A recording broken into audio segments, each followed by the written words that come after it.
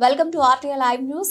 కొమరం భీం ఆసిఫాబాద్ జిల్లా బెజ్జూరు మండలంలోని లంబాడిగూడ గ్రామ పంచాయతీ పరిధిలో ప్రభుత్వ భూమి అయినా, పట్టా భూమి అయినా, ఇనాం భూమి అయినా అధికార పార్టీ అండదండలతోనే కొందరు నాయకులు కబ్జాలు చేస్తూనే వస్తున్నారు.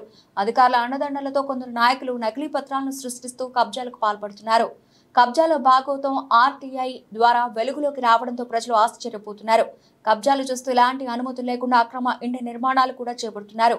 ఈ విషయంపై అధికారులకు ఫిర్యాదు చేసినప్పటికీ అధికారులు మాకెందుకులే అనుకుంటూ నిమ్మకు నీరెత్తినట్లు వ్యవహరిస్తున్నారు.